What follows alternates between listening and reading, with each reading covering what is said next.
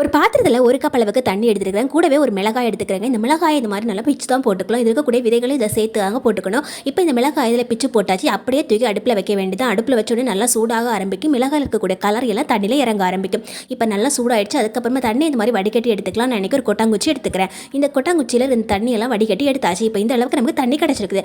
இந்த தண்ணியில் நம்ம கொஞ்சமாக டெட்டால் சேர்த்துக்கிறேன். ஒரு அரை மூடி அளவுக்கு டெட்டால் சேர்த்தாச்சு. இது கூட அரை ஸ்பூன் அளவுக்கு பேக்கிங் சோடா சேர்த்துக்கலாம். அதே மாதிரி அரை ஸ்பூன் அளவுக்கு நார்மல் உப்பு சேர்த்துக்கலாம். அதாவது தூள் உப்பு சேர்த்துட்டு நல்லா இந்த மாதிரி மிக்ஸ் பண்ணி எடுத்துக்கலாங்க.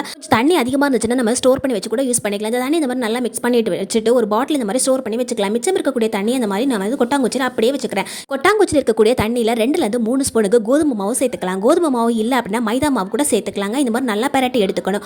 இது நம்ம வீட்டு கிச்சனில், பாத்ரூமில், கபோர்டில் இந்த மாதிரி எல்லா இடங்களுமே ஒட்டி வைக்கலாம். இதனால் பார்த்தீங்கன்னா பெரிய பலன் நமக்கு கிடைக்கும். இந்த மாதிரி ஸ்டவ் கடையில், கபோர்டு கடையில் இந்த மாதிரி ஒட்டி வச்சோம் அப்படின்னா கரப்பான் பூச்சி, பல்லி எல்லாம் சாப்பிட்டுட்டு ஒரே நல்லா செத்து போயிடும். வீடியோ பிடிச்சா கண்டிப்பாக லைக் பண்ணி ஷேர் பண்ணுங்கள் ஃப்ரெண்ட்ஸ்.